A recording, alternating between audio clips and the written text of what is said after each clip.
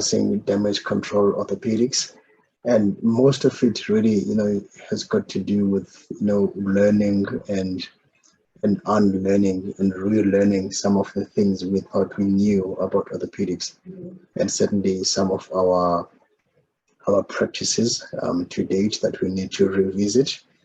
It's a very vast topic. Excuse me. There's a whole lot to discuss.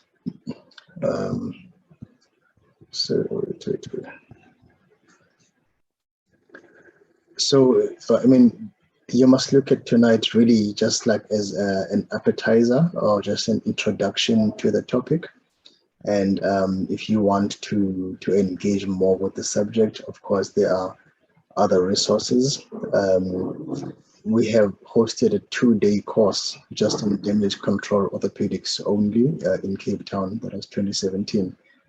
And it was a very popular course, and many overseas visitors. In fact, the funny thing is that with this course, so we had decided in Davos in Switzerland to have the meeting, in damage control, and people had to, the delegates had to vote and choose where they wanted to have the course. So it was between us and Dubai, and we won hands down to host the course. So it's a very popular course. It's a very nice learning opportunity, and I'm hoping that in the next year or two, we'll have it again here in Cape Town. So of course, there's not only the course, there are textbooks dedicated to damage control and really just the care of polytraumatized patients. It's a very nice book to read, lots of scientific detail that's contained in the book. Of course, we were lucky enough recently to have a visitor in our own department, and this is one of the first authors of damage control orthopedics, Hans-Christoph Pape. And it's still a fairly new topic. It's only about 22 years old now. So the very first paper on damage control orthopedics really was published in year 2000, and Hans-Christoph Pape was one of the authors. It's a science in progress. It changes all the time, and the definitions change all the time. The terminology also changes. So, basically what we'll be discussing today is what is currently accepted as the current level of evidence and the current science behind. Like I said, Hans-Christoph came to present, and basically from his presentation, the reality is that, in the last 5-6 years, nothing much has changed. There's a whole lot they're looking into in terms of experimental, values and interleukins, but the practice on the ground really remains the same. So this is, I don't know how many of you have had the opportunity to read Alvin Toffler's books. So he's a futurist, and he basically predicts the future, which is a very nice, title to have, because if you get things right, then people will never forget you. And if you get it wrong, they'll just forget that you said it. So his most popular book is Future Shock. And he wrote that the illiterate of the 21st century will not be those who cannot read or write, but rather those who cannot learn, unlearn, and relearn. The whole idea is that we practice orthopedics, which is mostly an art, but there is a lot of science behind. Many of us have seen the cartoon. If you haven't, then you must familiarize yourselves with it. Basically, it's a orthopedic registrar, discussing a case with the anesthetist, and all he sees behind the patient is just a fracture that needs to be fixed, regardless of what the patient's physiology looks like. So what are the learning outcomes for tonight? So we'll discuss briefly the rationale for damage control surgery. We need to identify the at-risk patient, and this is probably the most important part of this whole talk. We need to appreciate the importance of proper resuscitation. Many of us, of course, are not directly involved in the resuscitation part of the patient care, but you need to be aware of what parameters to look at and to identify a patient who has been under-resuscitated. You need to identify and monitor the borderline patient. We'll discuss techniques that we can use to practice damage control of the orthopedics. And lastly, I'll touch a little bit on the literature, but you'll see that I'm not going to be very heavy on the literature, but rather we're going to show just a few practical examples just to communicate the philosophies that and the science that dictates our practice. So in terms of definition, so what is damage control orthopedics? It's really a technique or a management principle that aims to contain and stabilize orthopedic injuries in the multiple injured patient so that the overall physiology can improve. What are the priorities in damage control orthopedics? Well, the priorities are to control hemorrhage. That's first and foremost. Then secondly, you want to stabilize major fractures. You want to manage soft tissue injuries. And whilst doing all of this, you're mindful that you want to minimize the degree of the surgical insult.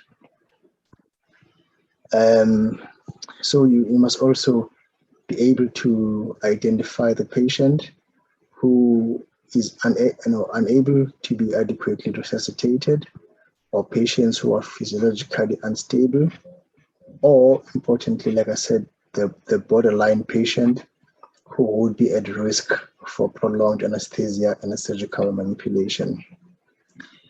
And we do all of this to reduce the impact of the so-called second hit phenomenon.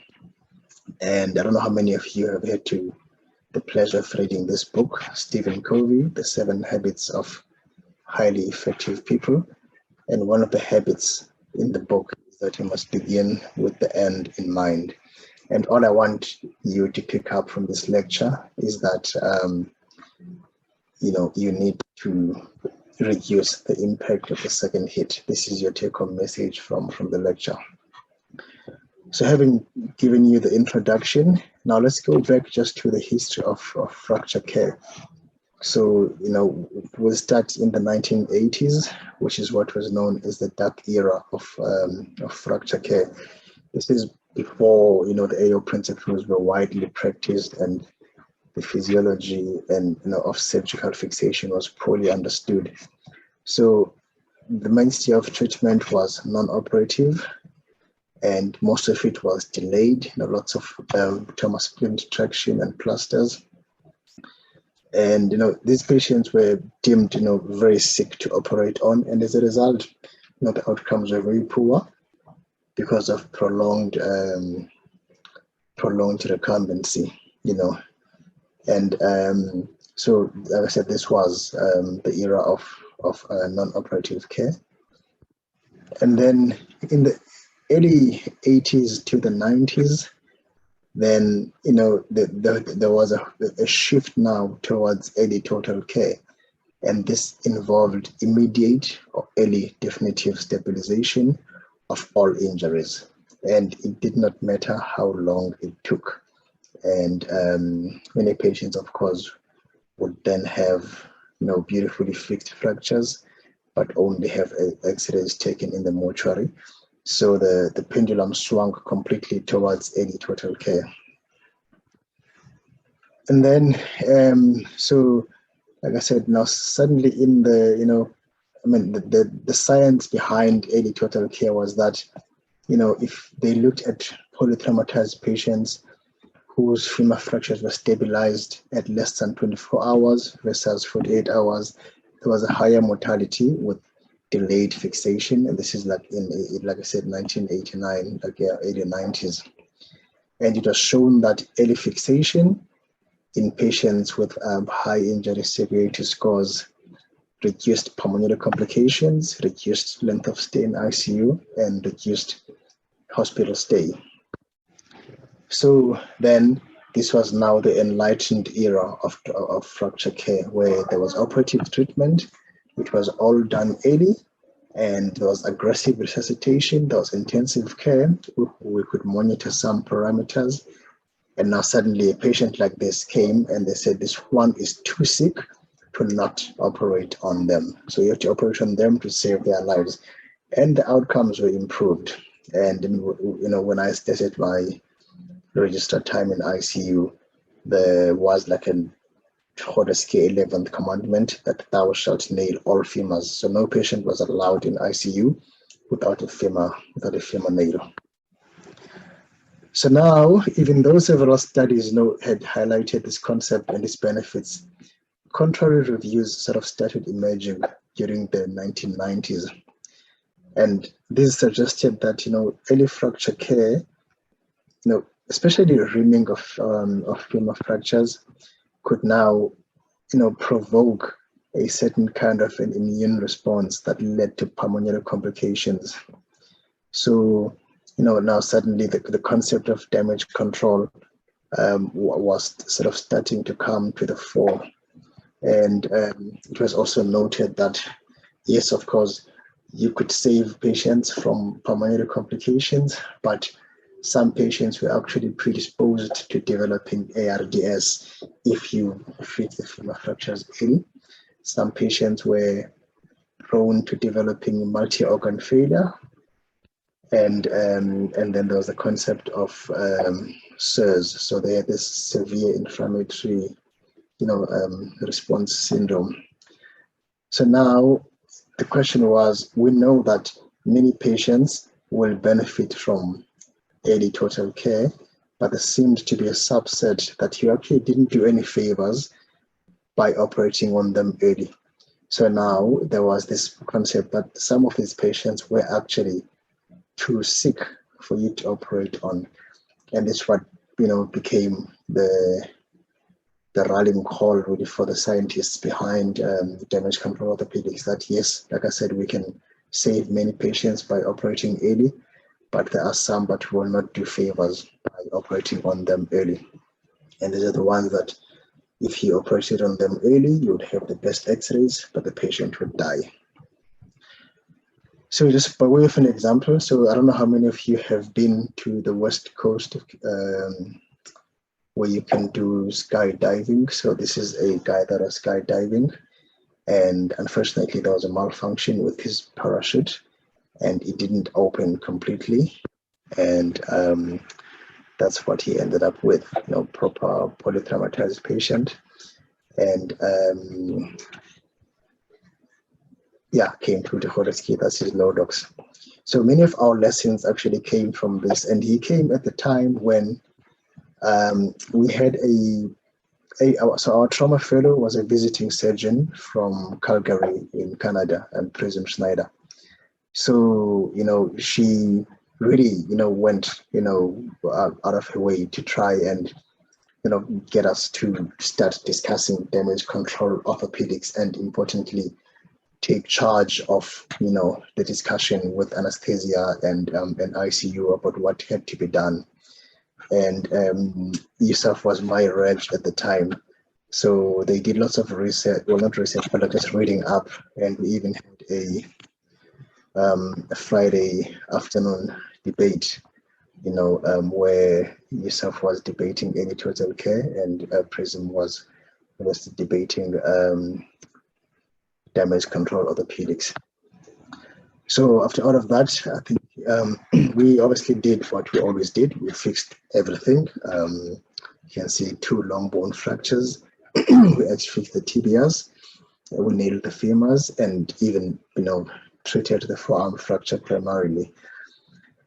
So this, of course, didn't lead to a good result. There was a fatal outcome. And like I said, this is the case that really got all of us thinking about damage control surgery. So now, if you look at, the rate of pulmonary complications, because some people say, okay, fine, if you're going to, nail the femur and you're concerned about pulmonary complications, then what about plating the femur? But then there's no difference really in rate of pulmonary complications with a rimmed iron nail versus a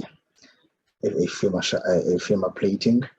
And so they said that, it is a thoracic injury that determines the extent of the pulmonary dysfunction, and they will get this, regardless of what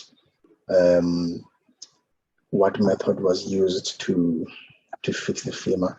And this is something that many people quote when they advocate for early total care. But the proviso in this paper is that as long as your patient is fully resuscitated, then those things don't matter. You can plate, you can do anything.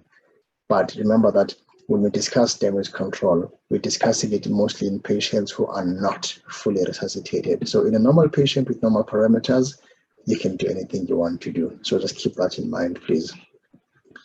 So I spoke about the second hit phenomenon, but what is the first hit phenomenon? So this is the impact of the accident, whether the collision or fall from the height, but it's the first hit literally that you take.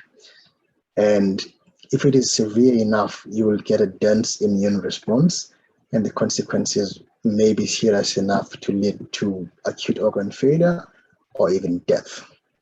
But now for patients who survive the first hit and they make it to hospital, our job then is to reduce the second hit.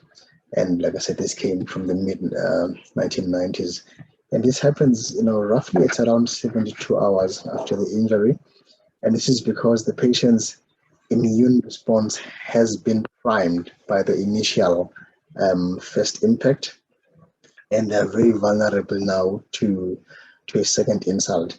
And if there's a second insult, whether it's another injury or often surgery from us, then they will have an amplified systemic response. And it is this amplified systemic response that is pathological, and it may lead to multi-organ failure.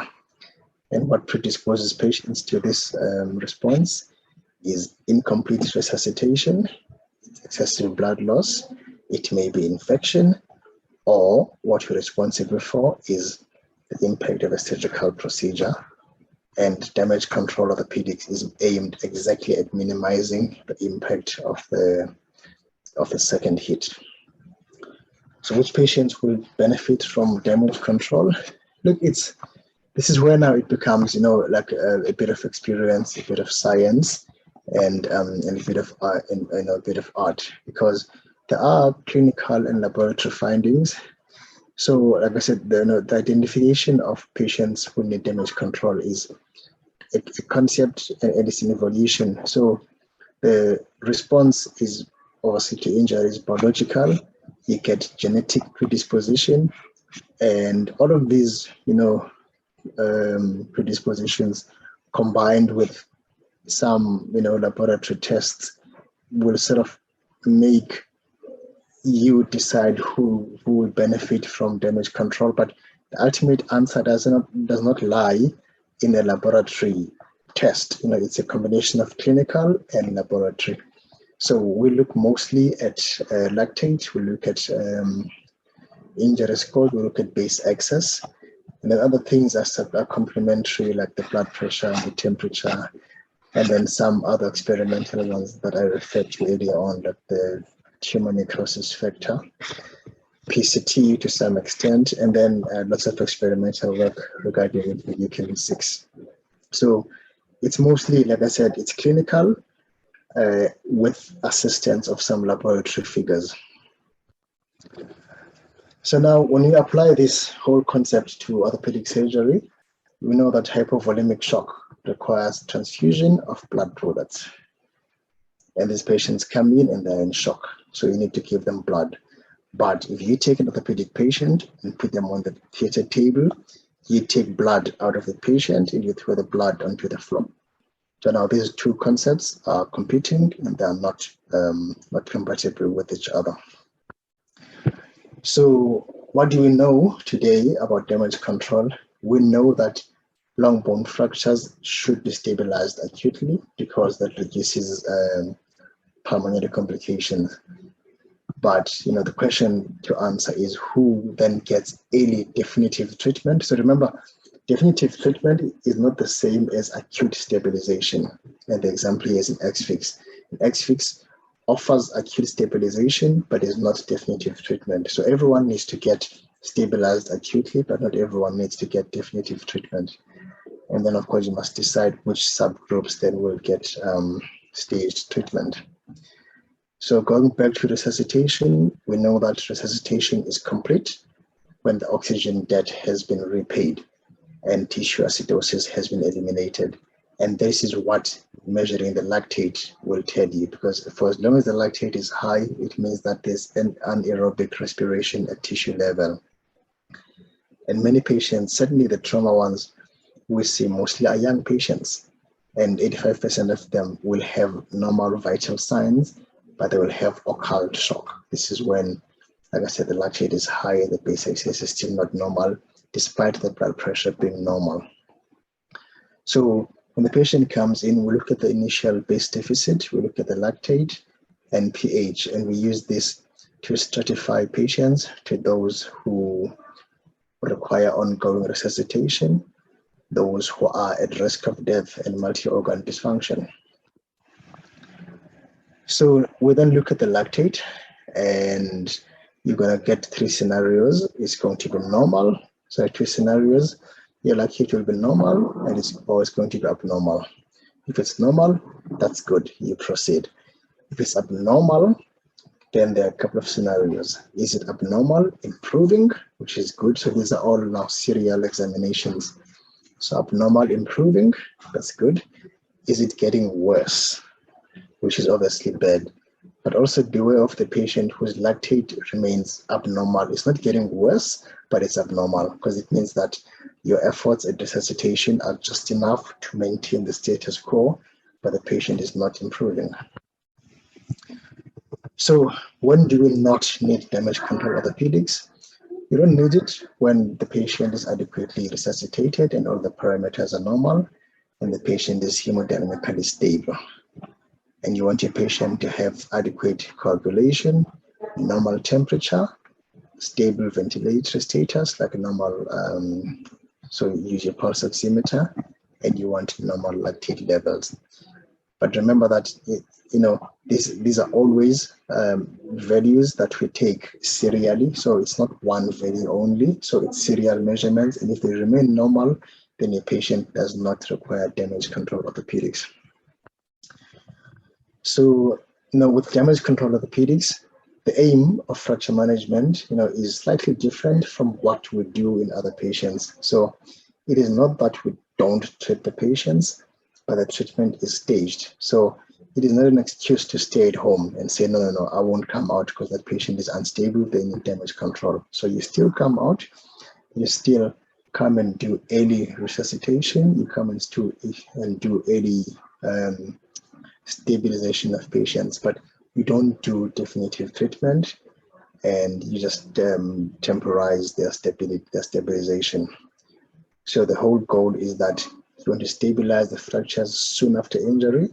You want to minimize the operative time to prevent heat and blood loss. And that comes from the very first paper, like I said, from the year 2000 on damage control.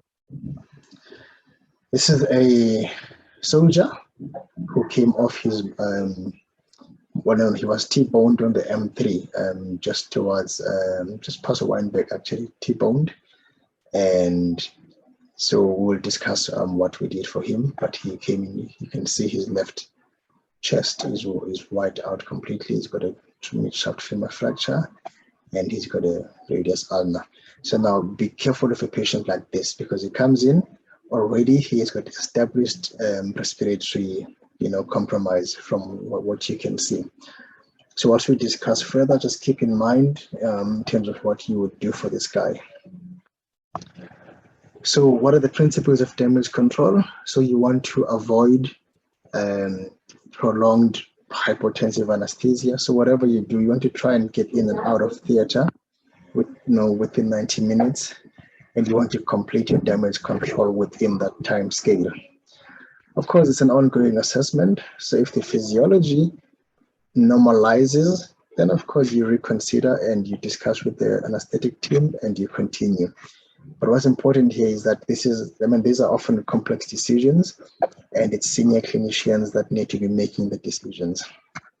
And you can, so the whole idea is that you do the first part, X-fixes, wash out, and then time out, take the patient to ICU and wait for them to recover. So that's your time out now. You're waiting for them to recover.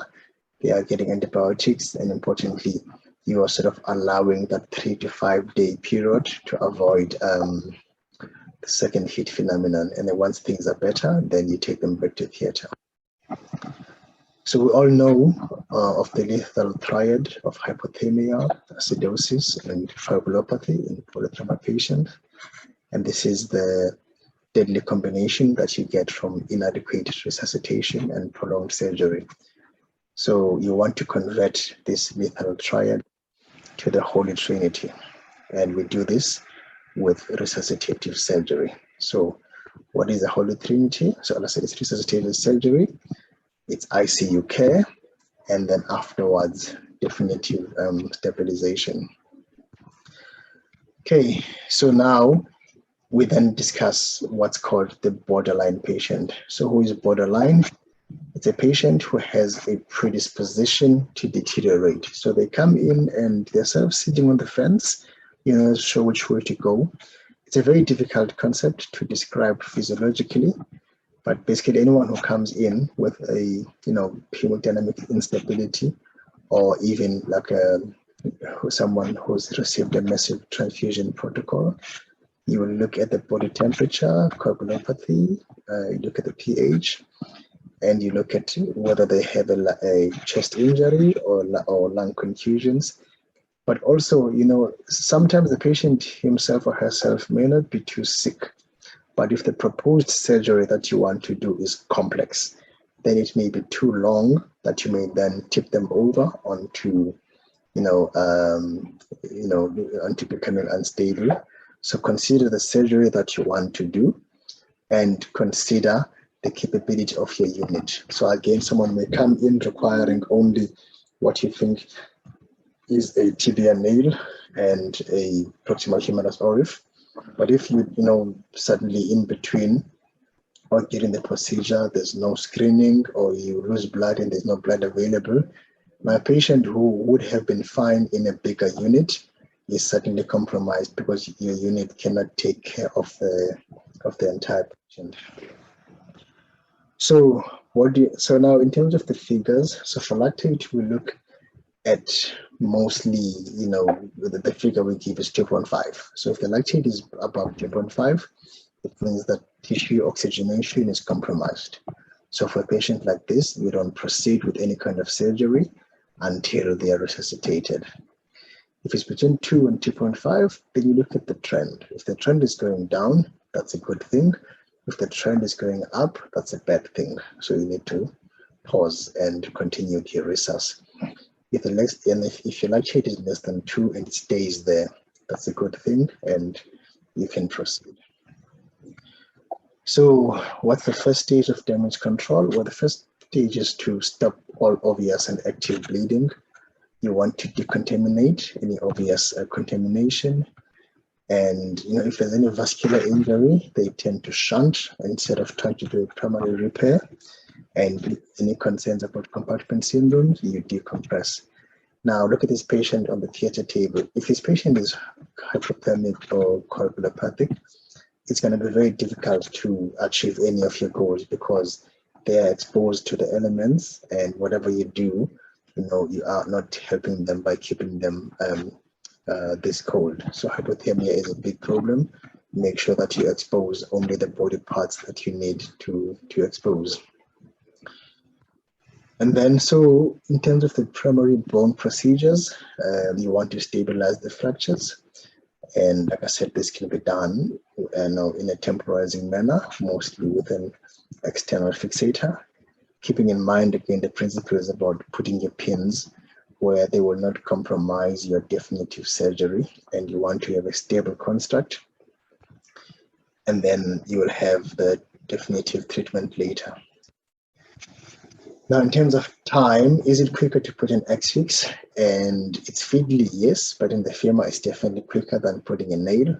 And in the study, if you see the operative time required for a nail versus an X-fix, yes, of course, some people will consider putting an unrimmed intramedullary nail. It's still a little bit fiddly, but also importantly, we know that in terms of your ultimate outcome, you want your femur nails to be rimmed.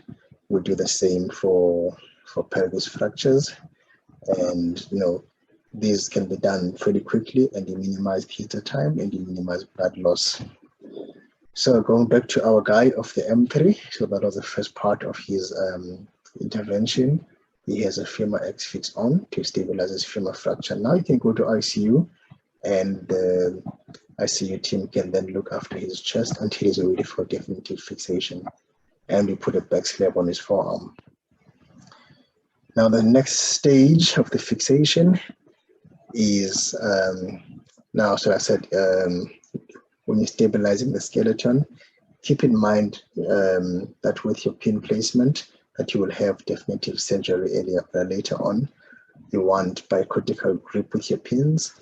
You need to have to manage soft tissues quite gently. You want a stable construct, and your X-fix must allow access to the wound, for further debridement and vacuum dressings. And is there a place for MIPO? Maybe in the acute setting, no, but now this way it's going to depend on how sick your patient is. But ideally, you want to X-fix. Now, the conversion from X-fix to a nail or a plate, is there a concern about infection? And the answer is no. So as long as you convert within 2 weeks, your risk of infection is no higher than it would be for treating primary fractures. So your pin site contamination and the risk of infection increases after 2 weeks. So you want to convert your X-fix onto a nail within 2 weeks, but you mustn't rush your conversion to a nail, because then you will lose the benefit of having performed damage control orthopedics. So we do conversion to a nail within 2 weeks. And yeah, so this is the final result for the guy. After the X-fix was removed, there he's gone on to union, and there is no concern about infection, and the forearm also went on to unite. Now, in terms of optimal timing for definitive fixation, remember we spoke about the 3 to 5 days where you're concerned. So this is again where you want to avoid the second hit phenomenon. So patients, these guys looked at more than 4,000 cases, and they concluded that you should avoid major surgery between days 2 to 4. Then after day 5, then they are usually safe to go back to surgery. So yeah, now to conclude, so what does damage control orthopedics provide? It provides major reduction in theater time, in blood loss, and if you employ this technique, there's no increase in rate of complications of your fractures. So the conclusion was that damage control with early and one-stage conversion seems to be a safe strategy of primary fracture treatment in patients with multiple injuries. Who needs damage control orthopedics? It's sick, polytraumatized patients. They can be borderline, they can be unstable, they can be in extremis. And these are terms we used with the previous course.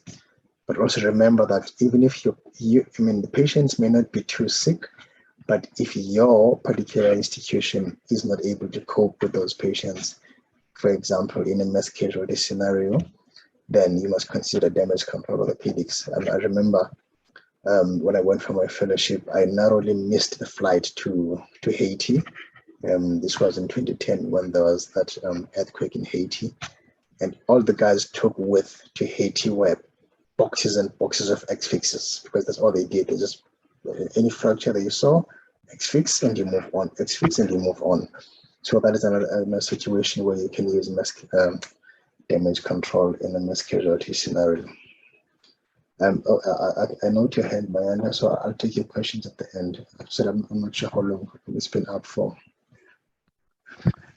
Now, the discussion between early total care and damage control it's really like it's a spectrum of care.